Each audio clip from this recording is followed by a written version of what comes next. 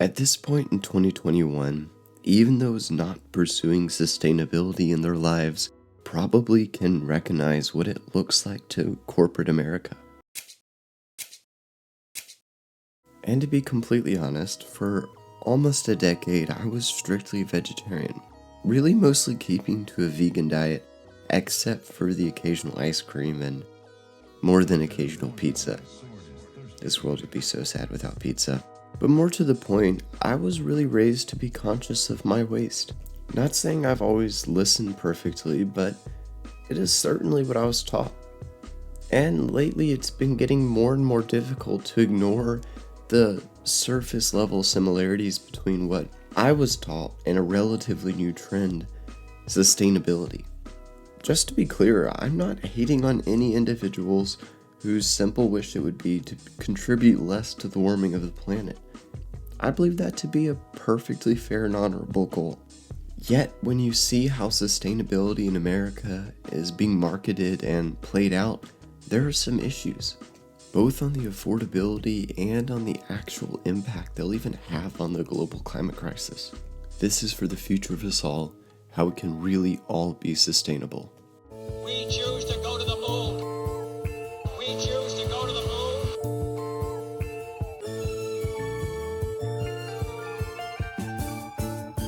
We choose to go to the moon in this decade and do the other thing. Not because they are easy, but because they are hard. Because that challenge is one that we're willing to. Before we get into the video, it'd be a huge help if you guys would leave a like and subscribe. Not only does it help us understand what you guys are looking for, it also helps with the YouTube algorithm. Thanks. A quick Google search on how to be sustainable brings up thousands of answers within seconds, and almost all of them carry no real usable information for anyone trying to help. In some form, many of these websites include some variation of this list, okay? Save money, eat less meat, use reusable alternatives, go paperless, use renewable energy, recycle and reuse, grow your own produce, donate unused items, save water, buy fair trade, drive less, and to wear sustainable clothing. Yeah, seems pretty normal. You've probably seen it, right? Okay, let me tell you my issues with them. The first and maybe most common tip is to save some energy. And this isn't a bad philosophy to follow, as electricity bills can often be ramped up through after-hours energy use. And charts like this can back it up. But really, industrial and commercial use both fall under business use in my mind, and when combined reach an astonishing 2.3 million kilowatt hours compared to the entire residential grid at just 1.4 million kilowatt hours. So yeah, you can help by using less energy, but the people really needing to turn off the lights at night are big businesses. Next, newspapers love to mention that eating less meat is a great way to be more sustainable. Yeah, it is. Not only does raising animals for protein use huge amounts of water and contribute at the highest levels, in some cases, to climate change, it also is the root cause for much of the modern illness still plaguing the world in 2021, such as the suspected Wuhan wet markets causing the deadly COVID-19 outbreak. So yeah, for reasons that far outweigh just sustainability, eating less meat is a great idea.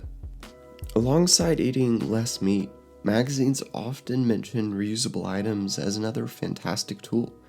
And yeah, they are, we agree. However, specifying against plastic is good here, and also recognizing the additional cost of reusable items being a hurdle for many Americans. But beyond reusable cups, the next idea of, quote, going paperless is the first that sort of annoys me. This puts an incredibly unfair amount of pressure on the consumer to be fully responsible for the waste around them. I mean, seriously, think about how many times a week you're handed a piece of paper against your will. What are you supposed to do? Just not let that happen to you? It also ignores the real issue here, which is a total lack of motivation from any company still using paper in significant ways to change their systems. So I'm guessing I'm less mad that this is a bad suggestion, and more that corporate companies that use the vast bulk of single-use products seemingly have no reason to change here. Point is, it's not consumers' fault, at least completely, and corporations seemingly feel none of these social pressures that individuals do. Next, using renewable energy shares a lot of the same faults with going paperless. It's far less accessible to low-income individuals, and overall it's difficult to control where your energy comes from. Even if you own an electric car, chances are the electricity you're putting in your car comes from fossil fuels. Yeah. And recycling is good, honestly great as a concept, but nearly all Americans do it completely wrong. To the detriment of the whole system, recyclable products to reach the full potential must be separated by plastic type, cleaned completely, and be an actual recyclable product. No, your old shoes and umbrellas have never been recycled. They just get thrown out, along with all the actual recyclable product. Recycling, because of these flaws to the American system, becomes a catch-all for the type of, quote, sustainability in the Western world that makes you feel better about your personal impact to the climate, but does absolutely nothing to really approach the issue. Honestly, just look up John Oliver's special on recycling to really get a good understanding. Just right up there in the YouTube bar, after the end of my video, of course. Next, we have the suggestion of producing your own produce.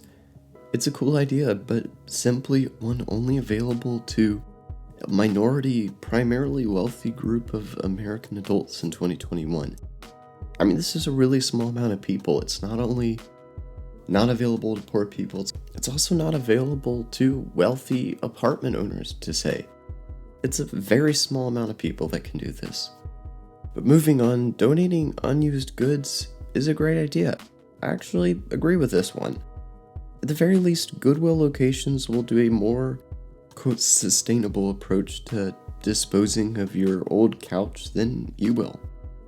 Despite the rare piece of good advice, this particular article, and many like it, crash right back down to earth with the common suggestion to save water. And this idea is genuinely way stupider than you think. The suggestions include shorter showers and quicker dishwashing times, all of which stand no chance at impacting the massive water waste issue seen throughout corporate America and wealthy America. I mean, okay, I don't even want to back up this with stats because they're easy to find on Google. Do your own research. Just use your common sense. How is one family in an apartment ever going to use less water than a family with a pool? Sorry, correction, how is that family ever going to waste more water than the family with the pool? Answer me, please, down in the comment section. Finally, and I promise we're almost done here, buying fair trade is good, but expensive. But good, but again, expensive. And driving less and buying sustainable are, again, two actions really only available to those with either free time or free money, and are most likely at least only available to the upper middle class. This is far from an ideal, quote, easy solution to personal sustainability.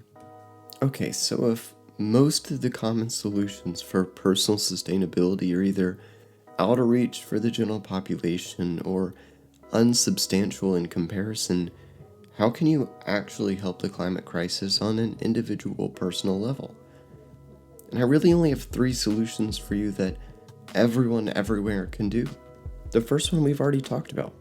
Eat less meat. I know meat is the centerpiece of the Western diet, but it's also killing the planet.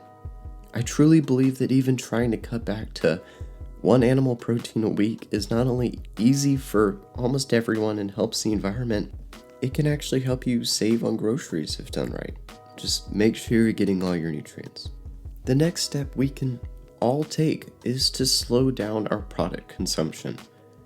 Not always having the newest iPhone, not buying petroleum plastics, and buying to last instead of for fast fashion are just a few examples of how this can be easily accomplished. We can also focus our energy on reusing, and that extends to things such as clothing. Thrifting is not only really popular right now, it also is far cheaper and doesn't require any waste to purchase. Slowing down product consumption will never happen overnight, and don't expect yourself to be perfect, but even being conscious of this issue can help itself. Finally, and this one admittedly is the most difficult to follow, but avoiding fast foods is not only really healthy for you, it's healthy for the planet. Think about it. Every time you get a drink at Starbucks or eat a burger from McDonald's, foregoing the meat, your waste is far greater than a home-cooked meal. But fast food is cheap and cooking takes time. I totally recognize, for the sake of argument, that both of these are examples of privilege. This being said, in my opinion, Americans need to work to move back into the kitchen a bit. It would really help our national health. It's all about priorities here. So yes, some form of heightened sustainability is achievable for us all. Unfortunately, the internet is full of feel-good ideas and not a lot of real solutions. What do you think? Are there other easy ways to be sustainable that you can think of? Anything I got wrong or missed? Let me know down in the comments. Thank you guys again. Subscribe and hit that bell if you can. Y'all rock. For the future of us all, we better get educated and find solutions.